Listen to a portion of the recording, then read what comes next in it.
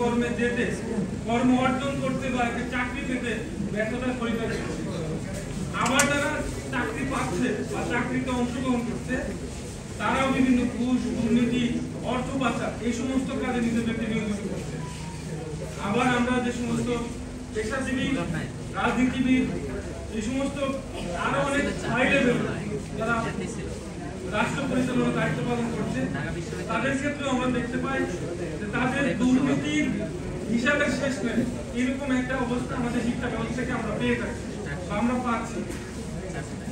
আবার আমাদের যে বিদ্যমান শিক্ষা ব্যবস্থা রয়েছে, মাদ্রাসা শিক্ষা ব্যবস্থা, সেখানেও বর্তমানে চ্যালেঞ্জের যুগে, বর্তমানে বিশ্বায়নের যুগে, গ্লোবালাইজেশনের এই যুগে এই মাদ্রাসা শিক্ষার্থীরাও সেখানে নীতি নৈতিকতার শিক্ষা অর্জন করছে। বাট বর্তমানে এই সময়ের চ্যালেঞ্জ মোকাবেলায় রাষ্ট্র পরিচালনার মতো, এই রাষ্ট্রের ভূমিকার মতো যোগ্য মানুষ হিসেবে সেখান থেকেও গড়ে উঠছে না। এটা আমাদের আসলে ভাববার বিষয়।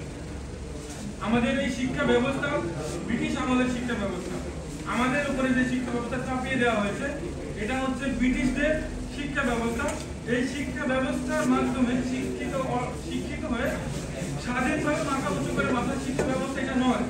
এটা এমন একটা শিক্ষা ব্যবস্থা, দাসত্বের শিক্ষা ব্যবস্থা। এই শিক্ষা ব্যবস্থা উদ্যোক্তা তৈরি করে না, বরং এই শিক্ষা ব্যবস্থা চাকর তৈরি করে।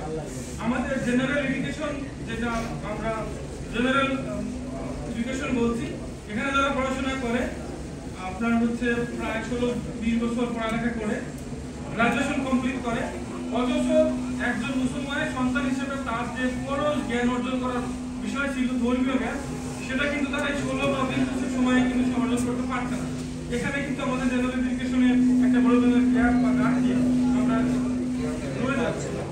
যাই হোক, প্রিয় সম্মানিত উপস্থিতি, আমাদের যে শিক্ষা ব্যবস্থা রয়েছে, এই শিক্ষা ব্যবস্থা আমরা পরিবর্তন চাই। পরিবর্তন করে একটি সময় উপযোগী, কর্মমুখী, বিজ্ঞান এবং প্রযুক্তি নির্ভর একটি শিক্ষা ব্যবস্থা প্রণয়ন করতে চায়।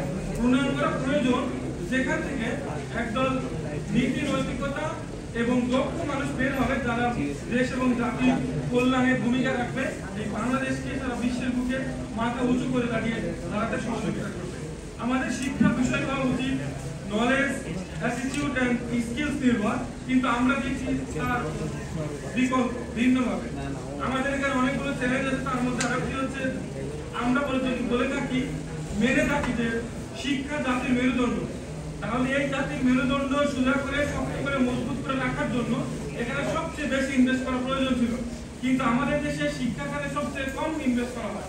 এখানে সর্বনিম্ন মোট জিডিপির 5% বরাদ্দ দিলে তবে যদি কিছুটা এগিয়ে যায়। আমাদের সবচেয়ে বড় চ্যালেঞ্জ হচ্ছে রিসার্চের ক্ষেত্রে, গবেষণার ক্ষেত্রে কোনো বাজেটই নাই বললে চলে। এটা আমাদের বড় চ্যালেঞ্জ।